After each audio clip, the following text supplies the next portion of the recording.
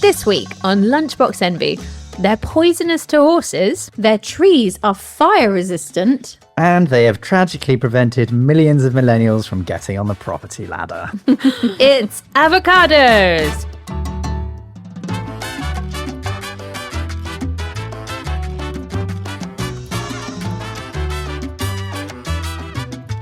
Hello and welcome to Lunchbox Envy.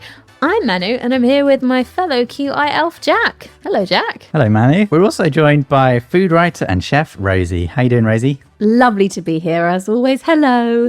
Yeah, well, we're happy to have you. So, we're going to look at avocados. We should start with, are they what we think they are? Wait, I like starting with, do you like them? Okay. Yeah, I think classic hipster, but I liked them before they were cool. My mum used to feed them to me when they were a bit of an exoticism. So now I'm like, is it cool to like avocados? It's a bit passé. But yeah, I mean, ignoring all that, they're delicious. I love them. And I think it's okay to like avocados. It's lame to make them like your whole personality True. and be like, oh, I'm such an avocado queen. Like, Back in 2017, yeah. I've pinned that as peak avocado. Really? And there are all sorts of like avocado themed events. Like it was all built off hype basically. That same year, Virgin Trains ran out of young person's rail cards, and they jokingly said you can present an avocado to prove that you're a millennial and you're young enough to need the card, which they obviously didn't honour, I don't think. No. And we should probably talk about where they came from and why they're on our plates. So, avocados are a fruit. Hey. There we go. They're a fruit. They're even a berry. Oh, really? I knew it. I said that earlier. And just, everyone looked at me like I was mad. So yeah, they're a really big berry containing a single seed.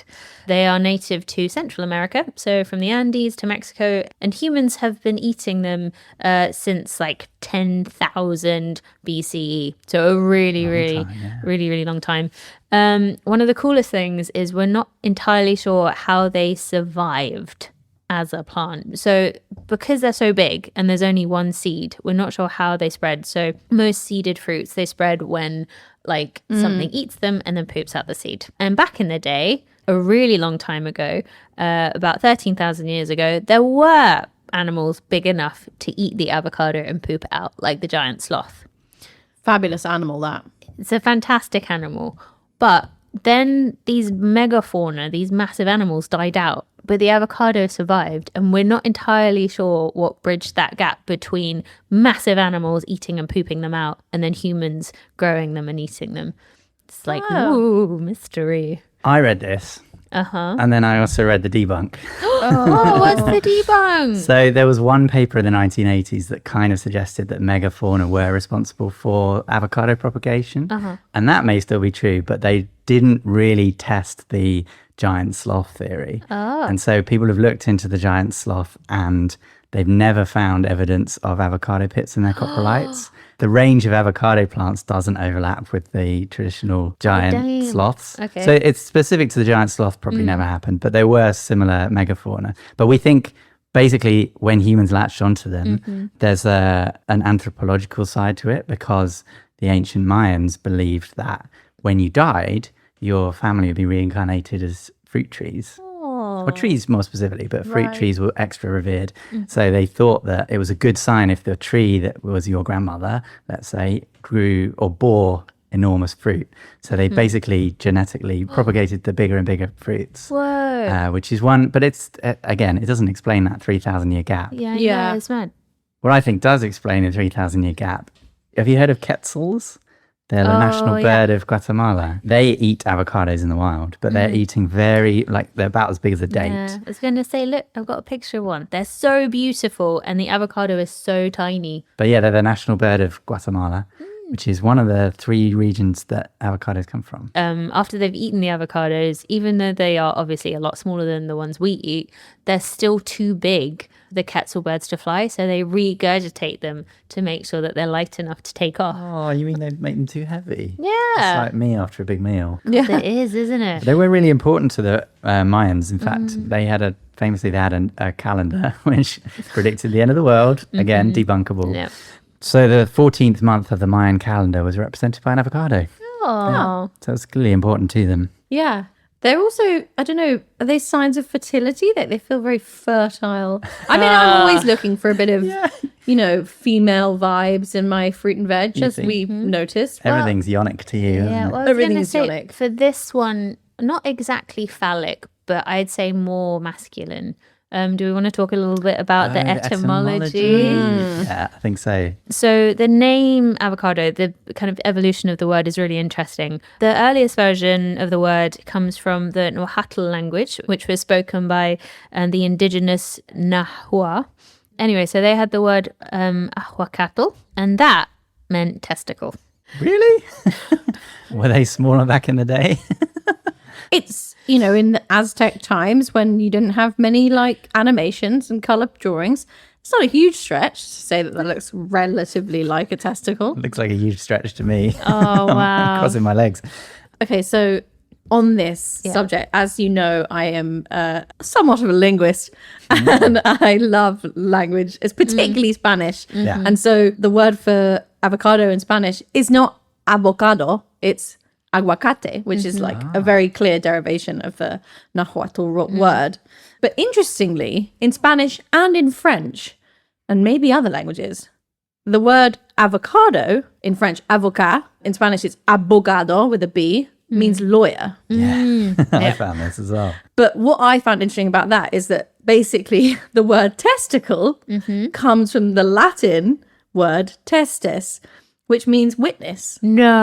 Yeah. Oh, that's I such had a... no idea. And they're So- both coincidences. That's the thing. It's really hard to sort of know if that is all linked together. But like the idea in Latin was that testicles equal male virility, which is seen as a sign of manhood and form of bearing witness, right? To sort of one's ability to procreate and being, a man, basically. Yeah, in Dutch as well, advocaat, which is also the name of an egg-based liqueur. Delicious. Yeah, and there are two competing theories over that. One of them is that lawyers drank it because it was good for their voice boxes, because there are people that speak in public. Right. And the other one is that it's trying to replicate a drink that was popular in Brazil where they used avocados. They weren't so frequent in the Netherlands, so they would make it with cream and egg yolks instead. Right. Definitely like some lawyer was found shit-faced in his chamber. Someone's like, no, I've got to do it for my voice box. Yeah, true. Obviously. On the modern name avocado that we use in the West, it was formalized in 1914 by the California Avocado Association. It was literally a group of farmers that came together and they were like, you know what? No one really wants to use the Spanish word aguacate because of that kind of like testicular association. So they were like, let's make it a little bit different. Avocado.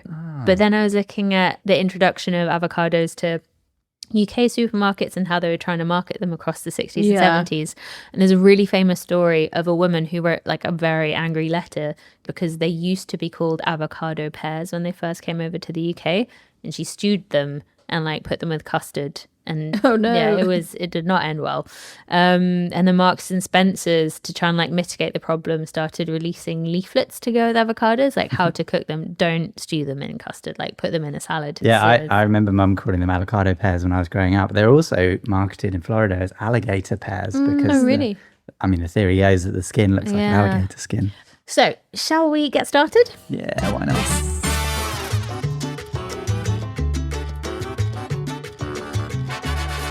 It's time to break into our first lunchbox, and that is you, Rosie. My initial wish was to source some avocado leaves, Ooh. which are actually used a lot in Mexican cooking. And obviously, so is avocado, but the lesser known friend of avocado, the lesser known mother of avocado is the leaf. And I wanted to try cooking with it and to make a recipe with the leaves, cool. but they did not arrive in time. Shame. So I pivoted and I have made a little sort of three-course millennial menu of avocado dishes. We've got a soup to start. Oh, wow. Lovely. Sopa de aguacate. This is a Mexican soup. Avocado toast for main. Don't know if you're familiar. And then some avocado ice cream. Wow. For dessert. I'll tell you what, for a Nice. pivot, this is top quality. I have used my friend Carla's recipe for this sopa de aguacate. Carla is a Mexican chef. She's from Baja California, which is in northern Mexico. And I asked her about avocado leaves because I was reading about them. And I was like, what's your take on them? Do you use them very much? And she was like, yes, not typically in northern Mexican cuisine, but in Oaxaca and Chiapas and Puebla, they do use avocado leaves quite a lot. Firstly, you should know that avocados are a type of laurel. Yes. So like bay leaves, basically. Very similar. And avocado leaves provide like a really aniseedy flavor, apparently. In soups and stews, braises, you would use them to sort of give a lovely, gentle aroma. What I wanted to make was beans, like frijoles, so boiled with avocado leaves, and like it would have been really delicious. Unfortunately, we couldn't do that. So Carla had a recipe for this chilled avocado soup, which did really appeal. I'm really into my chilled soups in the summer. This would be a nice thing to make instead of gazpacho. It's like So should we try a bit? Yeah. Yes, please. It's just basically avocados, onion, jalapeno, coriander, lime. Oh, wow. Oh, that's delicious. You can use yogurt or double cream. I use double cream. Okay, I'm gonna. course you did. That's me in a nutshell. Rosie McCreen. It's heavenly, isn't it? I love watching Jack just like absolutely sail through that soup. Really his gift to... I didn't really start using avocados in cookery until I started eating proper good Mexican food. Really? Yeah. Because I didn't appreciate what they were there for. But really and truly, I think Mexican food is geared for garnishes and toppings. It's a very like customizable cuisine. They love having lots of things in front of you that you can add to the dish that you're eating. Right. Okay. So it's almost like Build-A-Bear workshop. No, Yeah. I think that's probably one of my favorite parts of it. And it's just so celebratory and so convivial, that kind of eating, right? And it's very different to how we eat in the UK. Like we'd never... Traditionally, like French cuisine, for instance, is like the chef is king and they'll bring out whatever they think is worthy and you eat it whether you like it or not. Yeah, it's done. It's finished. Whereas like in Mexico, you go to a taqueria, let's say on the street, you sit down, there are salsas for the table, there's cheese for the table, there's sliced avocado for the table, guacamole, which is obviously the most famous export, the sauce made from avocados, and actually the clue is in the name, guaca, aguacate, and mole means sauce. Once I ate that great Mexican food, I was suddenly like, now I get it. This is how avocados are useful. Not just in sauces, not just in salads. You top things with them. They're creamy, they're mellow, they're fatty. They offset those really highly spicy and acidic flavors that you often find in Mexican cooking and other cooking as well. How do you choose the perfect avocado? With great difficulty. I would say, as per usual, for lots of fruit and veg, the skin should be tight. If you notice the skin is loose in any way or feels floppy or feels like watery, that's not a good sign. You do want a tiny bit of give when you press into it, firm, but with a bit of press. So avocado, because it's so creamy and rich and delicious, it's used quite a lot in puddings. Have you ever eaten like an avocado dessert? Someone came round and cooked a gluten-free avocado cake. Nice. Was it good? No. Well, we should try this avocado ice cream. I'm going to say I've been eyeing this one up. Are we skipping the toast then? Going straight to pudding? Well, if you want to have the avocado toast, you can, but I'm pretty sure you've tried a version of it before. That's true. It's that's not good. Sorry. It's like sicky. I didn't want to drop a minute, but the ice cream was actually made by producer Alex. And it's a shambles, Alex. It is really bad, my love. There are some delicious avocado desserts. Avocado con hielo is a Filipino dessert made with avocado, shaved ice, and condensed milk. Oh, wow. That sounds banging. It reminded me slightly of chendol, which is a Malaysian pudding with like red beans and shaved ice and condensed milk and lots of little jellies and stuff. I think I've seen that. It looks really beautiful. Yeah, really, really beautiful and comforting and cooling on hot days. Anyway, all of that set aside, I just wanted to tell you a little story Ooh, ooh. that my husband told me. Oh. My husband has worked in the food and beverage product side of things industry for a long time. In 2009, two of our biggest high street supermarkets were having a row with each other. Okay. And those were Sainsbury's and Marks and Spencer's. And the reason they were rowing was because they were both running very similar advertising campaigns, declaring that they were the first people to sell avocados to the British public. And they were very similar adverts. That not just that they were declaring the same thing, the adverts were similar. And actually, it was proven that Sainsbury's did sell the first avocado, not M&S. 1962. 1962. But the reason why I tell you this story is because Tom has been to the M&S head office, and M&S name the meeting rooms in their building after things they've sold first to the British public. Oh, wow. Okay. So he was like, there was an avocado meeting room. Oh no.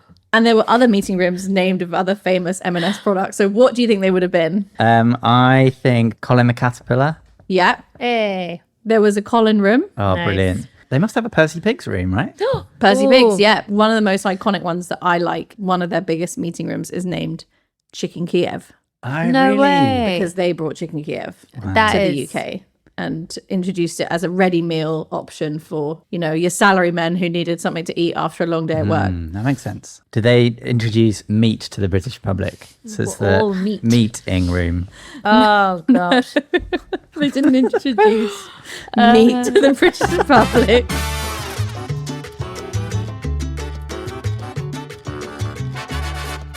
It is time to crack into our second lunchbox, and that is yours, Jack.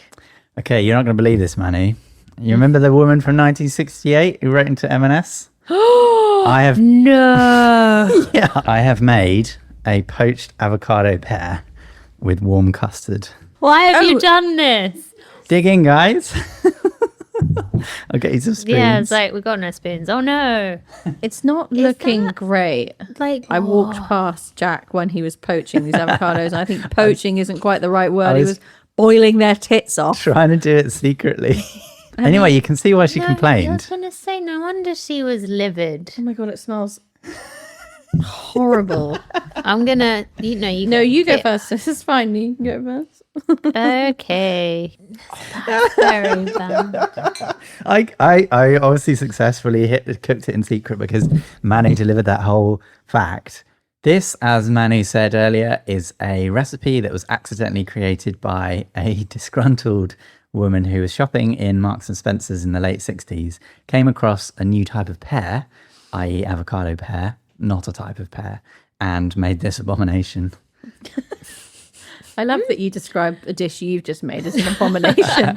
Do you think that pear was used, for want of a better word, yassify the avocado back in the 60s when it came to the British public to make it feel less exotic? Absolutely. I mean, we were mistrustful of garlic back then and olive oil. Anyway, this kind of is a vague segue into how does the avocado get to our supermarkets? So it starts off as a fruit, as we said. It comes from a tree, but it's got a fascinating way of being pollinated. So did you know avocado trees are bisexual? Ooh. Why am I not surprised? It is a legitimate term in botany, bisexuality. It's close enough to monoecious, which means you only need one plant to create new avocados. Their flowers come out twice a day, so once in the morning and once in the evening. And there are two types. So if you're type, let's call them type A and type B, the type A's will be male in the morning and female in the evening, and type B is the other way around. So in order to maximize your crop yield, you have to make sure you're matching the type A's with the type B's so that they don't accidentally have their male parts open at the same time. So you're growing the type A and type B next to each other? Yes, because then the male will be out when the female's out on so the cool. consecutive plants. Avocados are gender non-conforming. A huge win for LGBTQ plus community. But of course, naturally, the farmers make them conform because heteroculture permeates everything. That's the only reason they're doing it. Yeah, Not to yeah. increase their yield. No, nothing to do with that. Nothing to do It's with just- biological availability. Avocados are also unique in that they don't soften on the tree. So they grow to ripeness, obviously, as all fruits do, but they only get to the squidgy ripeness, which we want to eat once they've been picked. So it's actually quite economically viable to keep your avocados if you want to keep them from ripening for like a month. Just keep them on the tree. They won't ripen. But as with most commercial farming, the tricky bit is choosing when to pick your fruit and your crop. If you leave a strawberry on the vine too long, it will go rotten. With avocados, you can just leave them on the tree until you're ready. And then they're artificially ripened in ripening rooms where they're exposed to ethylene. I think it's come up before. Yeah, in the tomatoes episode. Ethylene, friend of the pod. Ethel, if you're listening. We love you. That's so cool. Yeah. Love it. Apparently it takes a whole bathtub, 320 litres of water, fresh water as well, to create one avocado. By the time it's plucked, it'll have drunk a whole bathtub. Yeah, That's a lot. Well, also that's been the sort of debate around the vegan use of avocados, right? Is that vegan, the plant-based community, should we say, proliferating avocados is like a great solution to sort of avoiding dairy and stuff like that. Their message was like, we shouldn't be damaging the environment with these hugely environmentally costly products like meat and dairy. But the other side of that is that avocados are extremely environmentally costly. So actually, if you want to really reduce your carbon footprint, you should be buying locally grown, locally produced ingredients, regardless of whether or not you're vegan, because that's going to be the best way to sort of prevent a huge footprint from everything you eat. Can I drop this bomb on Oh, you? please. I was waiting for it. Did you know that the avocados you are eating may not be vegan? But What? Yeah, apparently in California, there's an industry for hiring bees.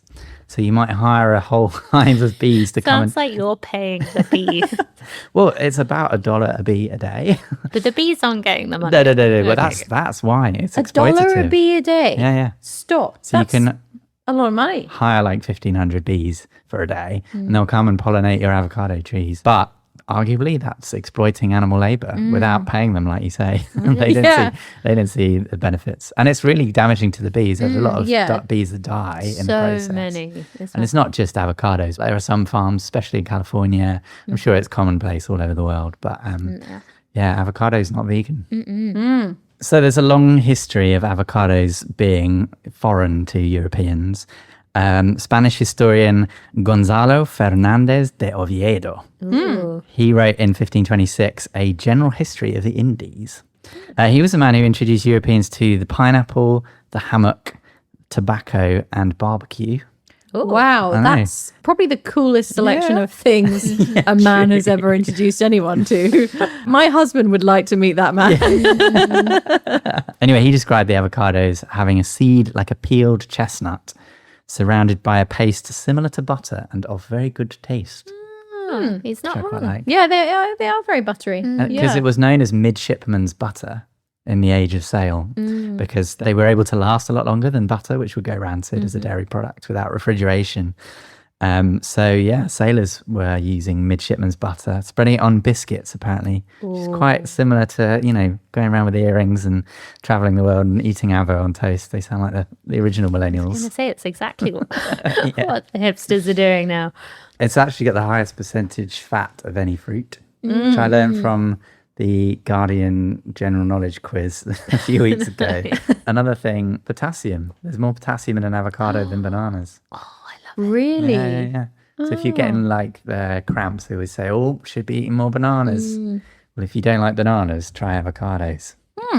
So did you know that 80% of avocados come from a Californian postman? What do you mean? As in... He delivers them all. Yeah, he does. He's a very busy man. He's like Santa Claus of the tropics. So there was a man called Rudolf Haas, not to be confused with Rudolf Hess. In 1926, he was an amateur horticulturalist and professional mail deliverer or postman. I thought you were just going to stop at male. Professional male. Professional male. Professional Chippendale. He was one of the early strippers. No, he was a mailman in California, and he was messing around with grafting. We've talked about grafting before, and the way you can create hybrids of crops by grafting branches onto different rootstocks. Anyway, he created the Haas avocado by accident. He was trying to make a new type. He ended up just propagating the plant from the rootstock. So he wanted to clone it, but with a slight tweak. And he was cloning an early variety. And he accidentally, completely, so he shuffled all the deck. But he ended up with the Haas avocado. And his kids actually said, Dad, these are the best avocados he's ever tried. And so he thought he was onto something.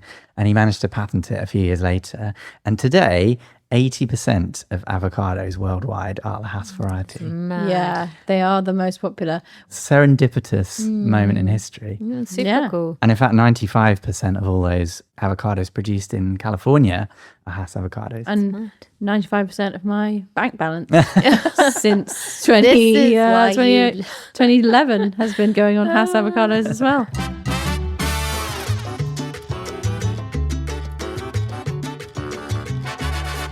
It's time for our final lunchbox, and that is mine. Okay. All right, you ready? Yeah.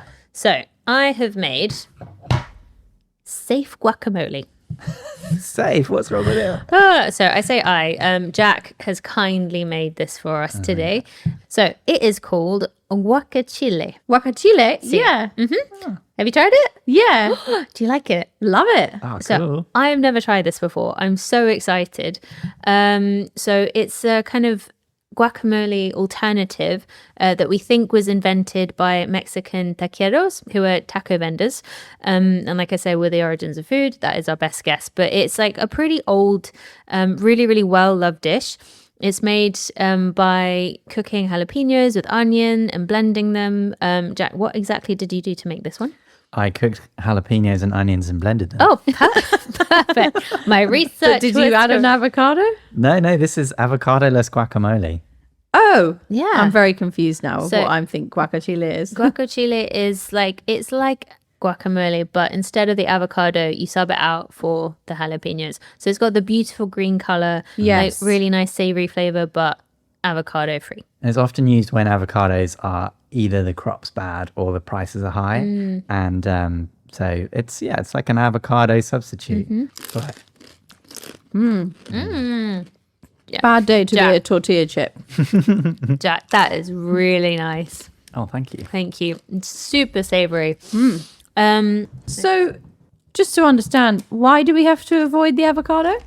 I have called it safe guacamole because I think avocados should be done. They should go. Whoa, hot take. That's like the first time on a episode of this podcast we've just been blacklisting whatever we're talking about. You know what? I do love the taste of avocado, but in my research, I kept coming across how dangerous they were. Wow, no way. You guys must have heard of avocado hand. Oh, Yes. Yeah. Several times, yes. So it's the injury you get when you're cutting into an avocado and you're trying to remove the pit with a knife. And because it's quite a slippery fruit, a lot of people the knife slips and it goes straight into their hand. Pretty rough. So there was a big hype around this in 2017. Again, Peak avocado. avocado, where the British Association of Plastic Reconstructive and Aesthetic Surgeons, I'm going to say bat press. They're called BAP bras. The people who do fake boobs.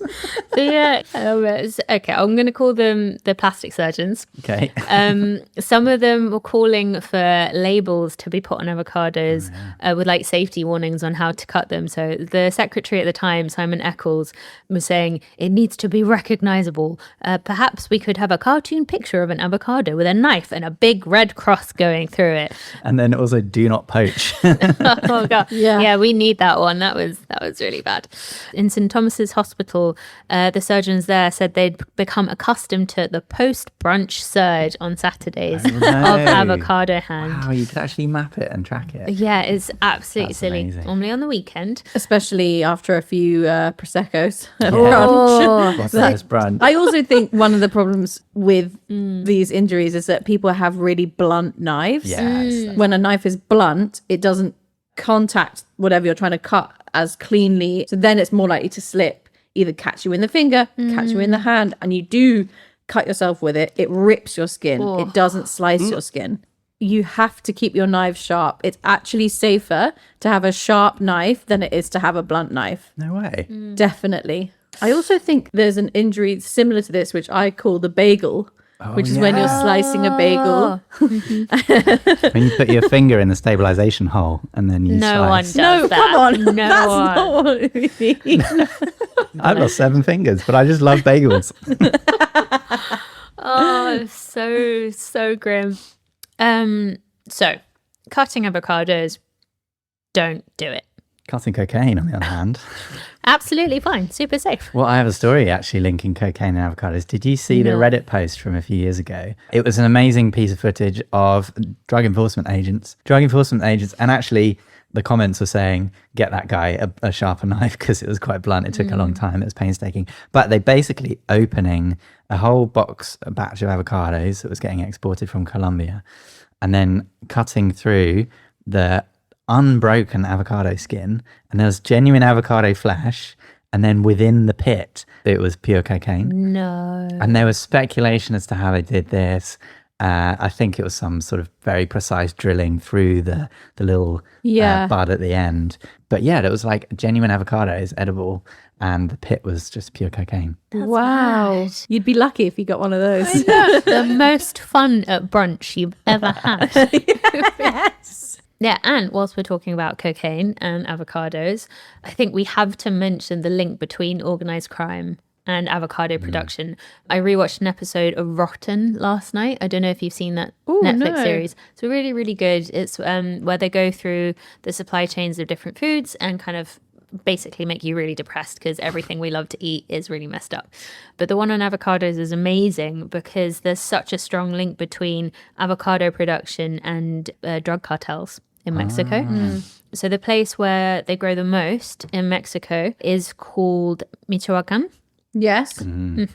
Because it's a port city, there's loads of drug trafficking as well. And the drug traffickers there, all of these criminal gangs, realized that they could also make a shite ton of money by exploiting the avocado farmers. Yeah, I read 92% of Mexico's avocado crop comes from this one state. Whoa, that's huge. So it's the perfect place to grow them. And I read that at Super Bowl time, Mexico exports 100,000 tons of avocados to the US just for the guacamole that people eat on Super Bowl. So it's a really big issue for the avocado farmers. You have to pay like incredible extortion fees, often get kidnapped. Obviously, it's not fun and it's still a really big issue. I did read a really nice story though from 2001. A group of women in the area had had enough of like all of the criminal activity, all the violence, all of the danger. And they decided to like get together a bunch of people, get loads of weapons, kick out the drug laws, kick out the criminal gangs, but also like kick out the local corrupt government that was kind of like working alongside them. And they basically took over this area and created an eco-democracy where they were like replanting all of the trees that had been chopped down to plant avocados, replenishing the land. And in 2014, the Mexican courts recognized it as its own municipality, and it now receives millions of dollars a year in state funding. That's amazing. Fucking women. I know. Always. So cool.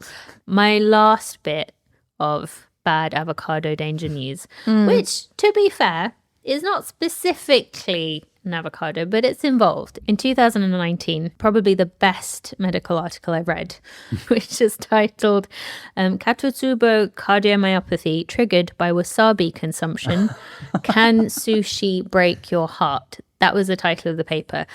So what had happened was there was a 60-year-old woman in Israel who was at a wedding and she saw what she thought was a bowl of guacamole. Okay. Oh my God. And it turned out to be wasabi, which is a very different food. Oh, yeah. Very, very spicy, super intense. You do not want a big spoonful of wasabi. Yeah, exactly the same color, confusingly. She gave herself, like, in essence, a kind of tiny heart attack and broke her own heart. Shout out to anyone who's been to a wedding and had their heart broken. Oh, I mean, she made a full recovery, which is great. But again, avocado, risky food. Yeah, very risky. So I think, fuck 'em. And we'll end it there.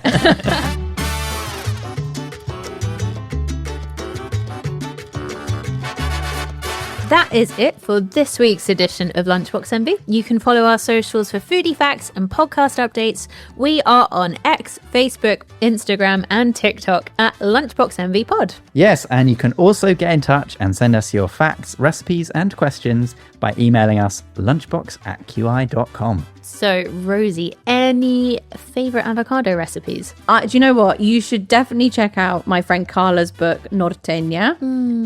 Carla Zazueta is the author. It's fantastic Mexican cookery and lots of avocado use in it. And also her blog, Mexican Food Memories, where the recipe for the avocado soup that I made is up there. That sounds great. So good.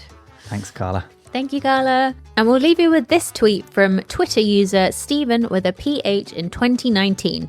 Another wooden ball. Would it kill the makers of avocados to include a different toy, like a mood ring or a novelty eraser? Oh, that is so good. Oh, so good. Well done, Stephen, with a PH. We'll see you next week. Goodbye. Bye-bye. Bye. Lunchbox Envy was hosted by Jack Chambers, Rosie McKean, and me, Manu Oreo. It was mixed by Liang Li and produced by Alex Bell. This has been a quite interesting podcast. I don't have a motorbike, but I have avocado. Oh.